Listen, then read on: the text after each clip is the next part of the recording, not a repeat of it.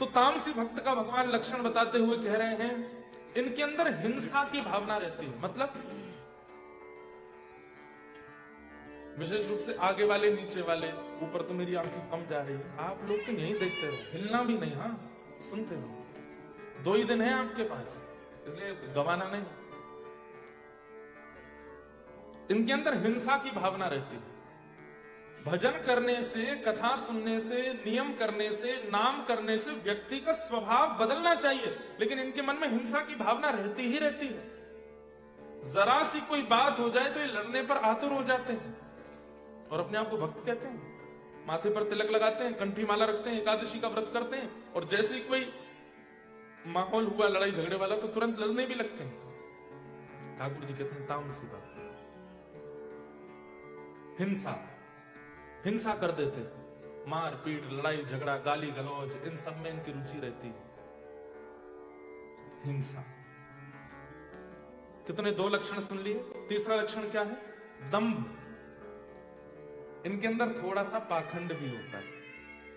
पाखंड कैसा? माला इसलिए नहीं कर रहे हैं कि सब मुझे ठाकुर जी मिले, माला इसलिए कर रहे हैं कि सबको दिखे कि मैं माला करता हूं, मेरे पास माला रहती है। कंठी इसलिए नहीं पहन रहे हैं कि मेरा वैष्णव आभूषण है, कंठी इसलिए पहन रहे हैं कि सबको पता चले कि देखो मेरे गले में कंठी माला है, मैं वृंदावन से संबंध रखता हूं, इसलिए गले में पहनते। कथा में इसलिए नहीं आए कि हम परिवर्तन करना है, पता चल गया है कि मेरे फ्रेंड ग्रुप के बहुत लोग जा रहे हैं, उन सबको बताना भी तो है कि मैं भी कथा सुनता हूं। आजकल भक्ति ट्रेंड में चल रही है, इसलिए लोग भक्ति करते हैं, ताकि क्योंकि नॉर्मल किसी कार्यक्रम में जाके फोटो डालेंगे तो 100 लाइक्स, पर भक्ति के कार्यक्रम में जाके फोटो डाले गए तो शायद 350-400 पहुंच सकते हैं, इसलिए मतलब दम, वो केवल नाटक मात्र हो रहा है। ठाकुर जी की सेवा सुनना, कथा सुनना, सेवा करना आदि आदि सब में दम्भ है। 5वां लक्षण कितने हो गए? 1 2 3 4। चौथा लक्षण क्या है? मात्सर्य दोष। मात्सर्य दोष का मतलब क्या होता है? ईर्ष्या। कथा सुनते हैं, भजन करते हैं, नाम करते हैं, लेकिन जैसे हमसे सुंदर कोई आ गया,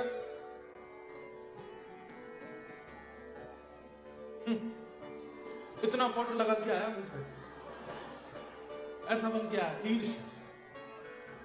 कथा सुनते हैं, भजन करते हैं, कीर्तन करते हैं, लेकिन कोई हमसे ज्यादा बढ़िया वाली गाड़ी में आ जाए, सब पता मुझे रेंट पे ले रखी है, उस दिन का रेंट बस दिखा, शो ऑफ कर रहा है सब जगह, ईर्ष्या। अच्छा एक बात कहूं बंधुओं, हमारे अंदर यदि काम है तो काम दोष के साथ में भगवत मिलन हो सकता है, ठाकुर जी कभी ना कभी मिल सकते हैं। क्रोध दोष के साथ भी भगवत मिलन हो सकता है।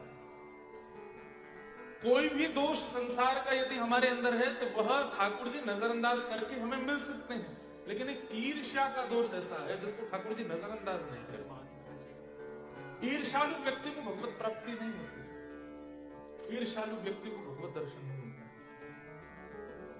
इसलिए ईर्ष्या पर तो बहुत ज्यादा ध्यान दी। और एक बात कह दूं, इस पंडाल इस हॉल में बैठे हुए भी 90% लोगों में ईर्ष्या है।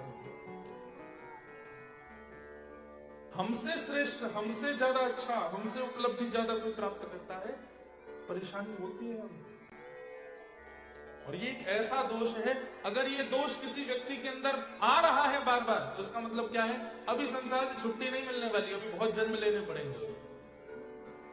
लेकिन दुनिया का कोई व्यक्ति कितनी भी बड़ी उपलब्धि प्राप्त कर ले, आपसे आगे निकल जाए, आपको दबा के निकल जाए, लेकिन तब भी आपके चित्त में उसके प्रति ईर्ष्या नहीं आती है, तो ये समझ लेना अंतिम जन्म है, बस खत्म खेल, अब इसके बाद दुनिया में आना नहीं पड़ेगा, पुनर्जन्म नहीं।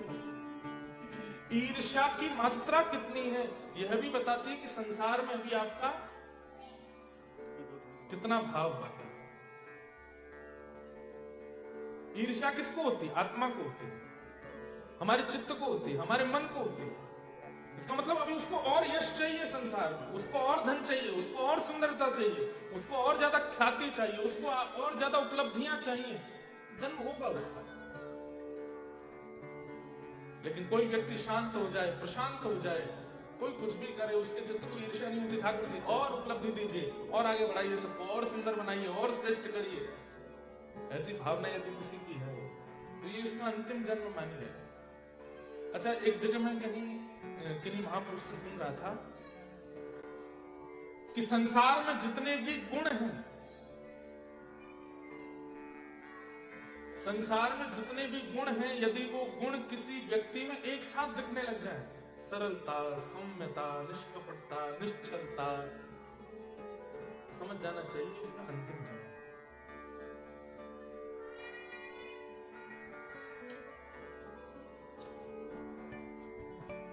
मात्सर्य, इस दोष से बचिए। तो भगवान कह रहे हैं तामसी भक्तों में पहला लक्षण क्या है? ये कथा भी सुनते हैं, कीर्तन भी करते हैं, नाम जप भी करते हैं और सारे गलत काम भी करते हैं। दूसरा, इनके अंदर हिंसा की भावना बहुत ज्यादा होती है, लड़ाई झगड़ा, मारपीट करने के लिए सदैव तैयार रहते हैं। तीसरा लक्षण, दंभ, पाखंड ज्यादा करते हैं, भजन कम करते हैं। चौथा, ईर्ष्या की भावना में सदा संलिप्त रहते हैं, मात्सर्य दोष से युक्त रहते हैं। संरंभी भिन्द्रक भावं मयि कुर्यात् सताम सर। इस प्रकार से भजन करने वाले लोगों को मैं तामसी भक्त कहता हूं। मां, ये मुझे प्रिय नहीं, ये मुझे अच्छा नहीं लगता। तब मां कहती हैं तो फिर दूसरे भक्त कौन से हैं? तब ठाकुर जी कहते हैं दूसरे भक्त हैं राजस भक्त। आप कौन से हैं? देखो, व्यक्ति सब जानते हैं कि मेरे अंदर क्या गुण है, क्या अवगुण है, मैं कैसा हूं, सबको पता है। इसलिए जो जो लक्षण यहाँ बताए जा रहे हैं, अगर किंचित भी वो लक्षण आपके अंदर है तो स्वयं स्वीकार कर लेना कि हाँ, मैं ये वाला हूं। अगर तामसी लक्षण है, किसी को बताइए मत, पर स्वीकार तो कर ही लीजिएगा यहाँ पे कि हाँ, ये मुझ में है। दूसरा लक्षण क्या है? राजस भक्त। विषयान् संधाय यश ऐश्वर्यमेव वा अर्चादावर्चयद्यो मां पृथक् भाव से राजस। राजस भक्त के लक्षण क्या है? तो ठाकुर जी कहते हैं ये मेरे पास केवल मांगने ही आते, ये मेरे पास केवल मांगने ही आते। हे ठाकुर जी, मेरा ये काम करवा दी, सोने का छत्र चढ़वाऊंगा। काम जैसे होने लगता है तो बीच में फिर सोने का तो बहुत महंगा हो रहा है, चांदी का करवा। ठाकुर जी को लोभ देते हैं, हे दुर्गा मैया मेरा ये काम करो। वैष्णो देवी पैदल चढ़ के आऊंगा ऊपर, लोभ दे रहे ठाकुर जी को। जैसे कोई राजनेता को लोभ देता है कि हमारे यहाँ का ये काम करवा दीजिए, हम आपका ये काम करवा देंगे, हम आपको ये करवा देंगे, हम आपको वोट दिलवा देंगे। अरे आप ठाकुर जी से डील कर रहे हो। ये राजस है जो केवल विषय के लिए ठाकुर जी से पार्टनरशिप करने लगता है, बिजनेस पार्टनरशिप हो रही है। हे महादेव, मेलबर्न वाली से मेरा ब्याह करा दो कैसे? उसके अलावा कोई है नहीं इस संसार में जिसके संग में रह सकूं। आप एक मेरा ये काम करा दीजिए। हे महादेव, आप ही कर सकते हैं। हनुमान चालीसा का पाठ कर रहे हैं दिन रात, कैसे भी हमारा ब्याह करा। हनुमान चालीसा कहेंगे, हनुमान जी महाराज कहेंगे मैं स्वयं ब्रह्मचारी हूं भाई। मतलब विषयों के लिए ठाकुर जी की आराधना करने वाला व्यक्ति। अभी आप सब लोग तो ऑस्ट्रेलिया में हैं, कई लोगों के वीजा नहीं होते, कई लोगों के रिजेक्ट हो जाते हैं। तो भारत में ऐसे कई मंदिर हैं, वीजा वाला मंदिर, वहां पर जाकर नारियल मांगो, वीजा लग जाता है। एक पंजाब में कोई स्थान है, वहां पर जाके हवाई जहाज का टॉय अर्पित कर दो तो यूएस का वीजा हो जाता है। ठीक है, मैं किसी स्थान की निंदा नहीं कर रहा हूं, लेकिन हम लोग कभी निस्वार्थ क्यों नहीं बन पाते ठाकुर जी के लिए? एक स्वार्थ क्यों बना रहता है चित्त में? भगवान कह रहे हैं विषयों के लिए जिसको मेरी याद आती, वैसे मेरे को कभी याद नहीं करता, मेरी कभी उसको स्मृति नहीं होती, मैं हूं भी इस पर भी उसको संशय होता रहता, भगवान कुछ है क्या। लेकिन जैसे ही जीवन में अभाव आता है उसको याद आने लगता है, भगवान हे प्रभु कहां, राम कृष्ण जगन्नाथ कहां हो रहा है। ठाकुर जी कहते क्यों कर रहे हो, ये काम मेरा करवा दीजिए। आप लोग कभी विचार नहीं करते क्या भगवान ने इसलिए दुनिया बनाई है कि हम लोगों को जन्म दें और फिर जब हमारे काम अटके तो उनसे काम करवाना, उनका भजन करना। मैं अभी मेलबर्न में भी इस बात को कोट करके आया था कि हम सब उनसे बिछड़ गए हैं और अपने कर्म बंधनों में बंध गए यहाँ आकर के, पुनः उन्हीं के पास जाना है, इसलिए हम आए हैं इस संसार। जीवात्मा और परमात्मा एक घोंसले के दो पक्षी हैं। जीवात्मा रूपी पक्षी संसार को देख के कहता है, अभी मैं कल होबार्ट से ड्राइव करके कौन सी जगह गए थे, लॉन्चेस्टर तस्मानिया में, वो उसको बोलते हैं कि ऑस्ट्रेलिया की सबसे बढ़िया ड्राइव। हम खुद चला के ले गए गाड़ी, सब देख के अच्छा था, क्या बढ़िया पहाड़ थे, क्या बढ़िया नदियां थी, क्या सरोवर थे। एक बात कहूं, पहाड़ तो हैं आपके ऑस्ट्रेलिया में, पर इन पहाड़ों पर बद्री विशाल और केदारनाथ नहीं। नदियां तो हैं पर गंगा यमुना जैसी आचमन करने वाली नदियां नहीं। लोग तो हैं पर उन लोगों के चित्त में श्री किशोरी जी नहीं। वन तो है पर वृंदावन नहीं। सब कुछ है लेकिन फिर भी बहुत कुछ सीखना है भारतीय लोगों को। हमारे पास अमृत जैसी वस्तुएं हैं लेकिन हमने उनके स्तर को बहुत सामान्य कर दिया। और उसके पीछे कारण भी है कि भारत का सबसे बड़ा जो मुझे लगता है कि एक थोड़ी सी कमी जो रह रही है वो ये क्षेत्रफल छोटा है, जनसंख्या बहुत ज्यादा है। आपका ऑस्ट्रेलिया इतना बड़ा है, जनसंख्या तो ऐसी है, कितनी है टोटल कितनी है पूरा ऑस्ट्रेलिया की? है दिल्ली से कम है। हम तो सोचे यूपी के आसपास कुछ होगा। और सोचो भारत से 3 टाइम बड़ा है ऑस्ट्रेलिया, हाँ 7 टाइम्स बड़ा है, लोग और ज्यादा, और जनसंख्या दिल्ली से भी कम। भारत में इसलिए थोड़ी अव्यवस्थाएं थोड़ी ज्यादा हो जाती है क्योंकि वहां पर जनसंख्या बहुत ज्यादा है, संभाल पाना बहुत मुश्किल है। नहीं तो भारत का रखरखाव ऐसा होना चाहिए जैसे यहाँ का। एक चीज का अंतर और है, भारत में पवित्रता बहुत है, स्वच्छता नहीं, पर यहाँ पर स्वच्छता बहुत है, पवित्रता नहीं। यहाँ पर स्वच्छता तो बहुत है, व्यक्ति आपको ऐसा लगेगा हाँ क्या बढ़िया कोट पहन के आया है, क्या शूज कितने बढ़िया है इसके, गाड़ी कौन सी बढ़िया लग्जरी कार में से उतरा। बोलोगे Had you bath today? No, it's a winter season. We only bath twice a week. हफ्ते में 2 ही बार नहाते हैं। कहो तो जिस हाथ से खा रहे हैं उसी से आपको परहुस भी देंगे। यहाँ पर पवित्रता नहीं है पर स्वच्छता बहुत है। हमारे भारत में स्वच्छता का अभाव हो गया, पवित्रता बहुत है। पवित्रता ऐसी कि काशी विश्वनाथ मंदिर जाएंगे, ऊपर हाथ रख के लेके जाएंगे, इसमें गंगा जल, इसमें माला, कोई छू ना जाए। पवित्रता खूब, स्वच्छता लाने की आवश्यकता है भारत में। गंगा यमुना जी की ऐसी स्थिति कर दी है, कभी कभी हृदय बहुत रोता है।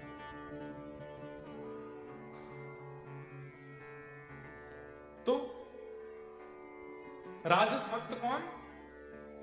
जो केवल विषय की याचना करता है ठाकुर जी से। एक बार एक भक्त ने ठाकुर जी की तपस्या की, तपस्या करके भगवान प्रकट हो गए, बोले मांगो क्या चाहिए। तो उसने कहा मैं जो चाहूं मुझे मिल जाया करे, ऐसा वरदान दे दो। ठाकुर जी बोले ऐसे वरदान देने बंद कर दिए मैंने, तुम लोग कुछ भी मांग लेते हो, नहीं दूंगा। तो बोले फिर क्या दोगे? बोले कुछ और मांगो। बोले नहीं यार यही चाहिए, जो मैं चाहूं मुझे मिल जाए।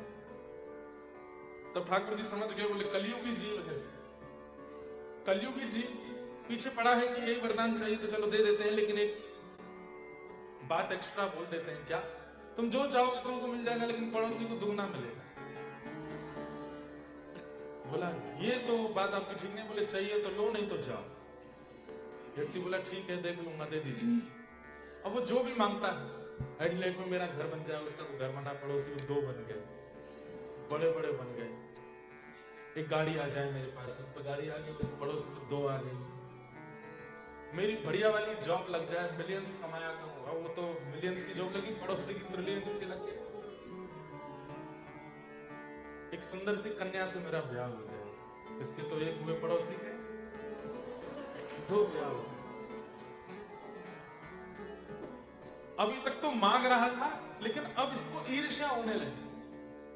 तपस्या की मैंने, वरदान मांगा मैंने, और ये हंसकर के मेरे सामने से निकलता है, जानता नहीं मेरी तपस्या का फल भोग रहा है। रुक जा, जो भी मांगता हूं तुझे दुगना मिलता है ना, अब घाटे की वस्तु मांगूंगा, मुझे 1 घाटा होगा, तुझे दुगना होगा। हे भगवान, मेरे घर के बिल्कुल मेन डोर पर कुआं निकल आवे, उसको तो 1 निकले, पड़ोसी को 2, वो निकल ही नहीं सकता, इतने बड़े कुआं। हंसने लगा, बोले अब आएगा आनंद। हे नाथ, ये 2 आंखें आपने दी, मैं 1 से भी देख सकता हूँ, 1 आंख फूट जाए मेरी 1 फूटेगी, उसकी 2 फूटेगी। ईर्ष्या, धीरे धीरे करके मेरा 1 हाथ कट जाए, उसके दोनों कट गए, मेरा 1 पैर कट जाए, ईर्ष्या बस सब खत्म कर दिया। हम लोग ऐसे, इसलिए भैया प्रार्थना ईर्ष्या है, भजन करके सबसे पहले ईर्ष्या को दूर कीजिए कि ये दोष मेरे चित्त से जाए, ये दोष मेरे अंदर से निकले। आपसे भी कई लोग ईर्ष्या करते होंगे, भारत में जिनके साथ आप आना चाहते थे वो तो रह गए, आप आगे, या साथ में आए थे, आप यहाँ सेटल हो गए, उनको वापस जाना पड़ा, तो वो भी आपसे ईर्ष्या करते हो। दुनिया करे करने दीजिए, आप मत कीजिए किसी से ईर्ष्या। ठाकुर जी कह रहे हैं, राजस भक्त विषयान विसंधाय, ये मेरे को केवल विषयों की प्राप्ति के लिए याद करता है। घर बनवा दो, मोटर गाड़ी दे दो, पत्नी ठीक कर दो, बच्चों की पढ़ाई करवा दो, इसके लिए अच्छा वर दिलवा दो, इसके लिए अच्छी पत्नी बता दो, मेरे बच्चों को बीमारी हो गई है, ठीक हो जाए, मेरी माता जी बीमार है, ये ठीक हो जाए, मैं इतने लड्डू का भोग लगाऊंगा, मैं इतनी परिक्रमा करूंगा। करते हम सब हैं, और दुर्भाग्य की बात, मैं कथा में लगभग बोलता हूँ इस बात को, लोग मुझसे आके फिर पूछने लगते हैं, महाराज उसके लिए क्या करना चाहिए? भाग्य से ज्यादा समय से पहले नहीं मिलेगा। क्यों इतना हम लोग हाथ पैर फेंकते हैं? सीधा सीधा हरिनाम कीजिए, भजन कीजिए, ठाकुर जी का सिंपल सीधा नाम उच्चारण कीजिए, जो प्राप्त होकर के आपका भला होगा वो मिल ही जाएगा, और जो प्राप्त नहीं होना वो चला जाएगा। दूसरा, ऐसे भक्त केवल यश की प्राप्ति के लिए मेरी आराधना करते हैं। यश मतलब सब जगह मेरा नाम है। ऐश्वर्य की प्राप्ति के लिए मेरी आराधना करते हैं। यश ऐश्वर्य में विवाह अर्चा दावर चयद्योमाम, ये सुनने वाली बात। ऐसे लोग केवल मेरी मूर्ति में निष्ठा रखते हैं। मेरे भक्तों में, वैष्णवों में, प्रियजनों में, संतजनों में इनकी कोई निष्ठा नहीं। ये केवल मंदिर में, मूर्ति में मुझको देखते हैं और कहीं नहीं देखते। ये कौन है? राजस भक्त। क्या आपको पसंद है? ये भी मुझे प्रिय है। जो हरिजनों का भजन ना करे। एक बात बोल दूं, हरि को भजोगे तो हरि वैकुंठ देंगे, लेकिन हरिजन भक्तों को भजोगे तो भक्त हरि को ही दे देंगे। इसलिए हमारी वृंदावन परंपरा में ठाकुर जी पाछे हैं, ठाकुर जी के जन पहले, ठाकुर जी के भक्त पहले, ठाकुर जी के जनों की सेवा पहले, गुरुओं की सेवा पहले। हमारे वृंदावन में आकर के देखो, ब्रजवासियों के रसिक जनों की ऐसी सेवा करते हैं भक्तजन, क्यों? बोले इससे ठाकुर जी प्रिय प्रसन्न। और ये बात कोई ऐसी कहने वाली नहीं है, स्पष्ट रूप से श्रीमद् भागवत में वृत्रासुर ने कही है, अहम हरे तब पादैक दासानुदासो भवता स्मभूय मनस्मरे तासुपते नमस्ते।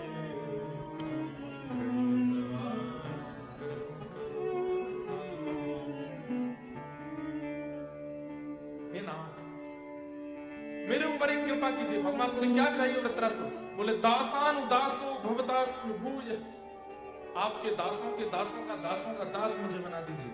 ठाकुर जी बोले मुझे नहीं मांगा तूने, तू मुझे नहीं मांग रहा, दासों के दास क्यों? वृत्रासुर कहता है बोले नाथ, मैं आपको बहुत प्रसन्न करना चाहता हूं। यदि मैं सीधे आपके चरण पकड़ूंगा तो आप केवल प्रसन्न होते हैं, लेकिन जब दासों के दासों का चरण पकड़ता हूं तो आप बहुत प्रसन्न होते हैं। ठाकुर जी बोले प्रूव करके दिखाओ। बोले गजेंद्र ने आपको बुलाया था, जब मगरमच्छ ने उसका पैर पकड़ा था तब गजेंद्र आपको बुला रहा था, नारायण खिलगुरो भगवान नमस्ते।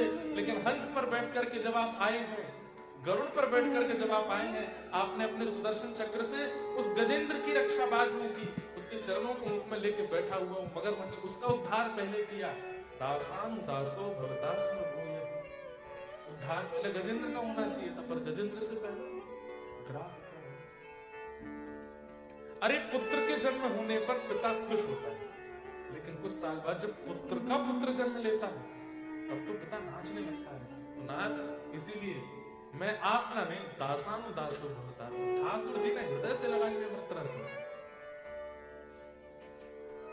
इसलिए हम हनुमान जी की आराधना करते हैं। क्यों? क्योंकि हनुमान जी राम जी के दास हैं, हम हनुमान जी के दास हैं, तो दासान उदास। हम मीराबाई का चरित्र सुनते हैं, हम सूरदास जी की आराधना करते हैं, हम भक्तों गोस्वामी तुलसीदास जी का चरित्र सुनते हैं, कबीर दास की बातें मानते हैं। क्यों? दासान उदास। ये सीधे ठाकुर जी को प्राप्त कर चुके हैं, हम इनको प्राप्त कर लें, उससे हमारा कल्याण। हम इतरवंश महाप्रभु को प्रणाम करते हैं, हम स्वामी श्री हरदास जी को प्रणाम करते हैं, हम श्रीमद रामानुजाचार्य जी को प्रणाम करते हैं, हम रामानंदाचार्य जी को प्रणाम करते हैं, हम श्रीमद वल्लभाचार्य जी को प्रणाम करते हैं। क्यों?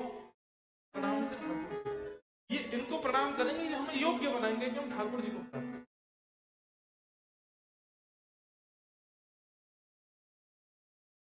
तो जो केवल मेरी अर्चा विग्रह में ही निष्ठा रखते हैं, बाकी मेरे धाम में, नाम में और मेरे भक्तों में बिल्कुल निष्ठा नहीं रखते, ऐसे लक्षणों वाले तामस भक्त हैं, राजस भक्त हैं, ये भी मुझे प्रिय नहीं लगते।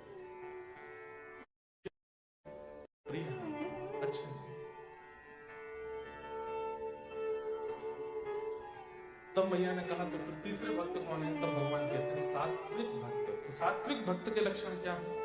तो कर्म निर्हार उद्देश्य परस्मिन् वा तदर्पणम् यज्ञेदष्टव्यमिति वा पृथक् भाव।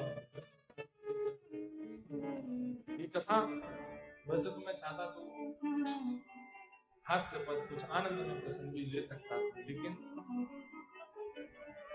नीम गिलोय खाते हैं ना, तो लंबे काल तक गुलाब जामुन खाने की संभावना बढ़ जाती है। समझ में आई बात? अगर आप नीम खूब खाए हो, नीम गिलोय खाए हो, पहले से अपने आप को भीतर से अंदर से बिल्कुल पुष्ट कर रखा है, तो फिर गुलाब जामुन खाओ, पिज्जा खाओ, पास्ता खाओ, बर्गर खाओ, कुछ भी खा लो, सब पचा लो।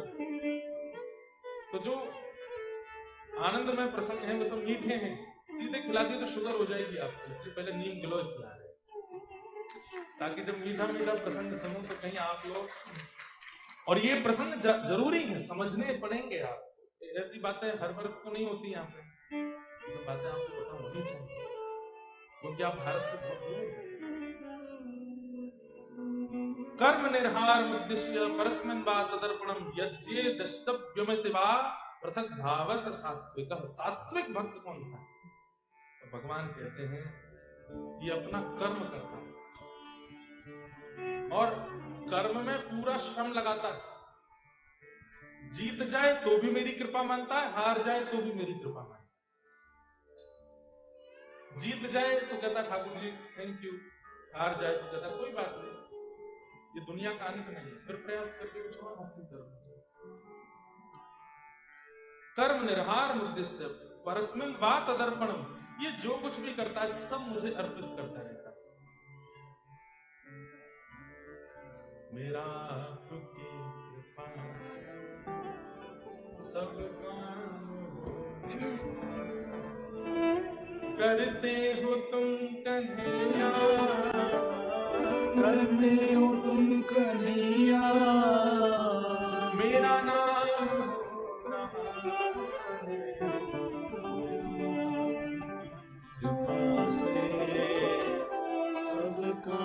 हो रहा है। पतवार के बिना ही मेरी नाव चल रही है। पतवार के बिना ही मेरी नाव चल रही है। हैरान है ज़माना, मंजिल भी मिल रही है।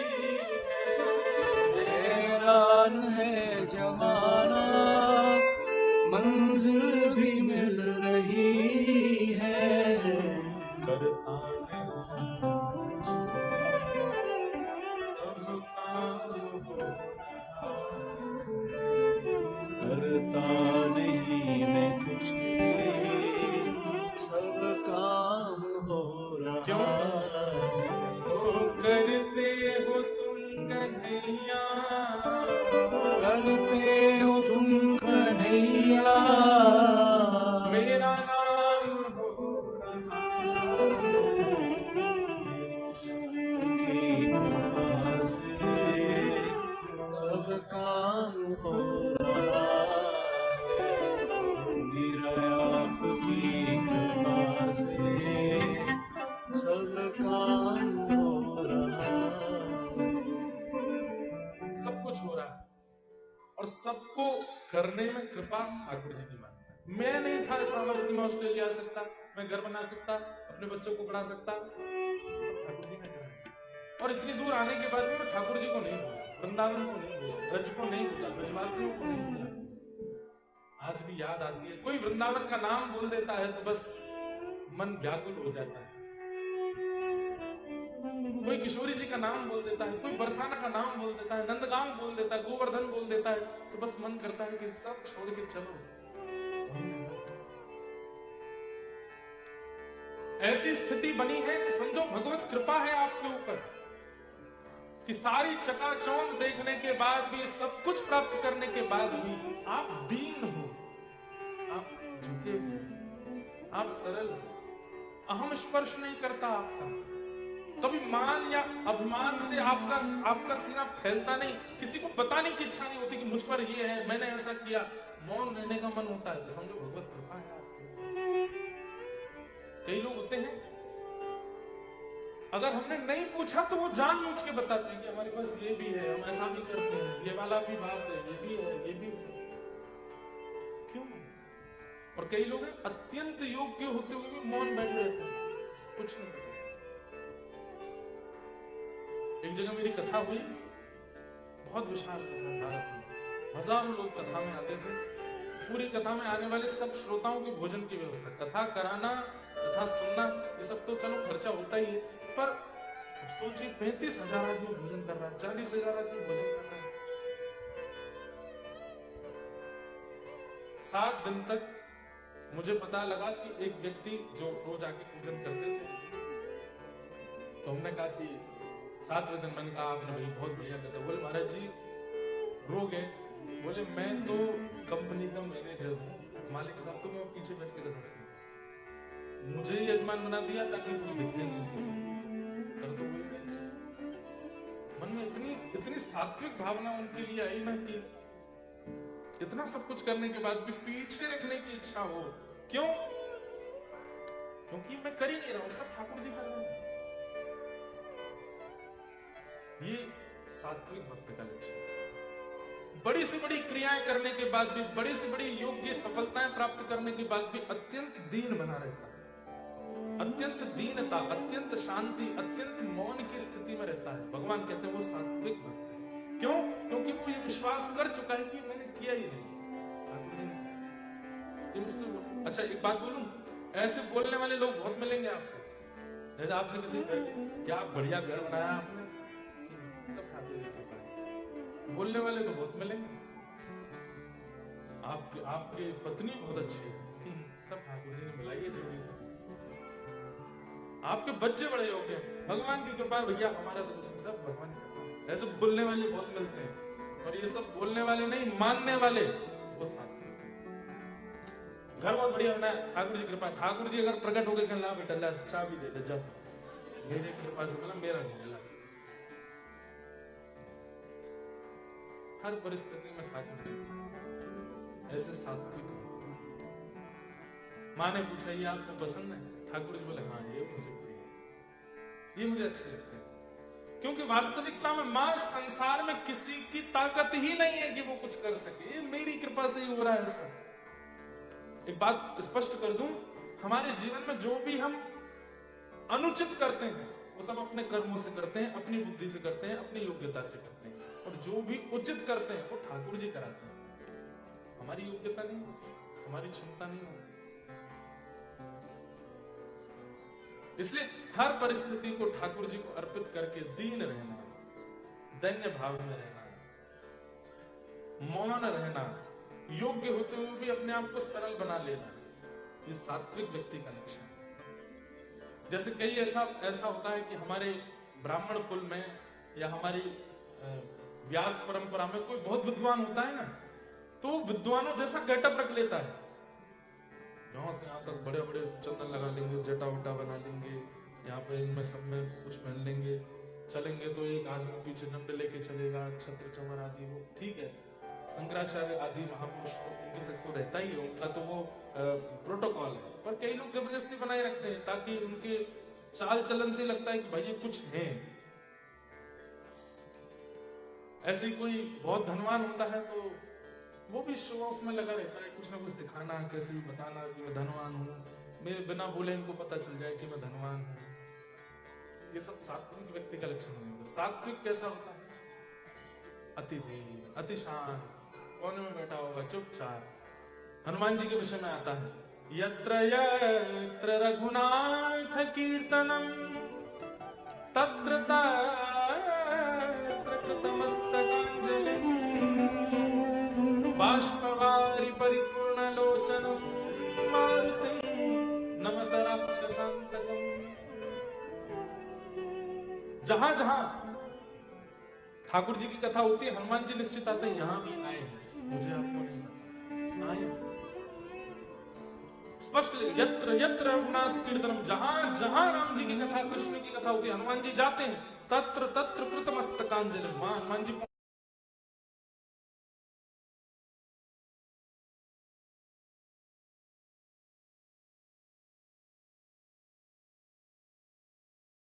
सामान्य से कोई नेता आ जाता है तो उसको लगता है मुझे आगे बैठाया जाए, कुर्सी पे बैठाया जाए, इतना सब कुछ सुनो। लेकिन हनुमान जी महाराज, चारों युग प्रताप तुम्हारा है, प्रसिद्ध जगत उजियारा, सात बसंत के तुम रखवारे, सुन कंदन नाम तुम्हारे। ऐसे हनुमान जी महाराज कथा में कैसे आपको कोने में बैठते हैं, झुक करके बैठते हैं, चुप बैठते हैं और पूरी कथा में रोते ही रहते। भक्तिमती मीरा भाई धनवान है, योग्य है, सर्वगुण संपन्न है, लेकिन कभी किसी कीर्तन में जाती है तो पीछे जाकर के बैठ जाती है, और ऐसे करताल लेकर के बैठती है कि उनको देख के कोई कह ना सके कि एक राजघराने की कन्या है। सरलता, दीनता, सहजता, ये सब चित्त में आने लग जाए, समझो भगवत कृपा आपके ऊपर बनी है।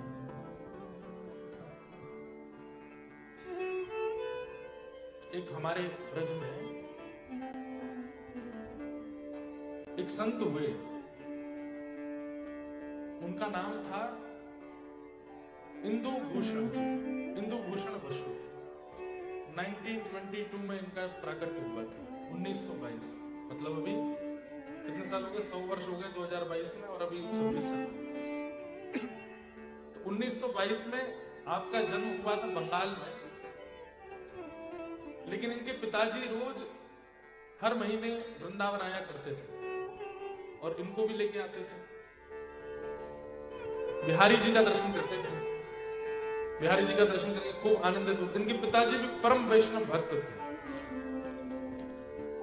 लेकिन बार बार वृंदावन जाते जाते जाते जाते जाते जाते प्रारंभिक स्थिति होती है कि आपने ठाकुर जी को देखा, लेकिन एक स्थिति आती है कि ठाकुर जी ने आपको देखा।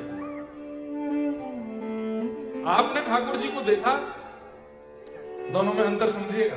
आपने अगर ठाकुर जी को देखा तो आप वापस आने के लिए तैयार भी हो जाओगे, गाड़ी में भी बैठ जाओगे, एयरपोर्ट भी पहुंच जाओगे, फ्लाइट में बैठ के ऑस्ट्रेलिया वापस आ भी जाओगे। इसका मतलब आप देख के आए।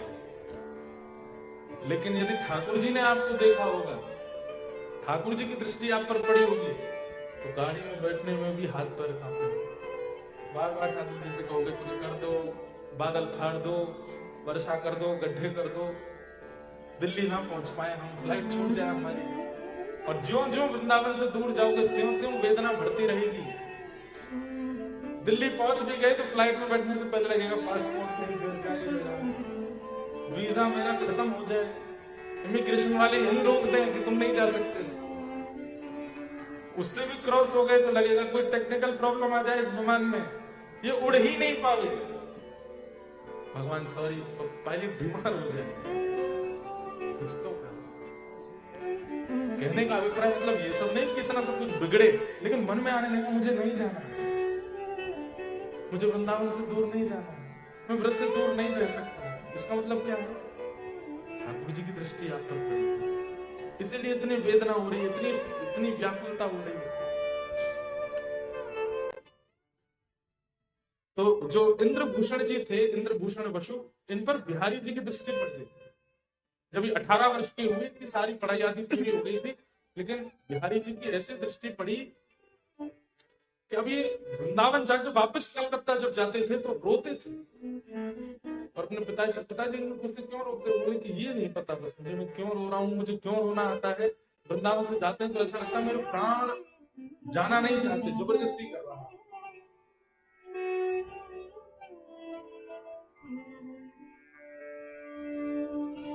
वृंदावन अद्भुत है।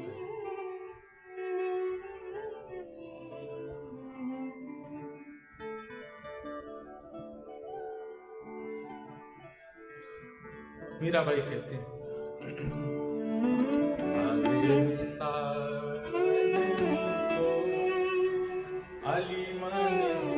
आली मतलब सखी, गाना मीराबाई के साथ। लागे वृंदावन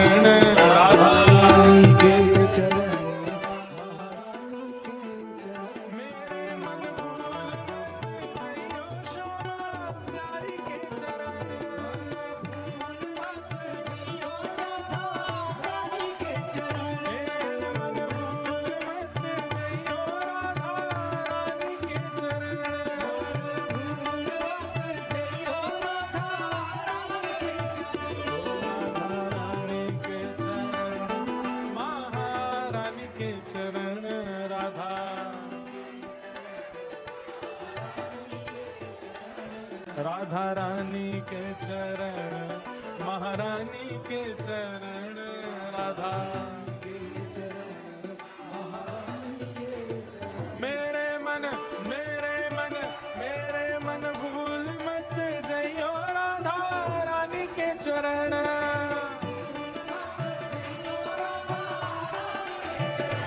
मन भूल मत जइयो श्यामा प्यारी के चरण।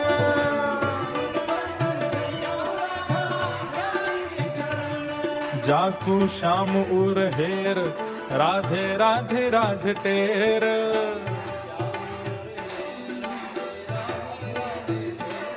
जाकू श्याम उर हेर राधे राधे राधे टेर।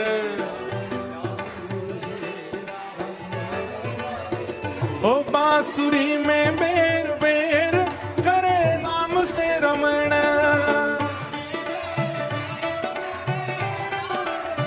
हे मन भूल मत जइयो श्यामा प्यारी के चरण।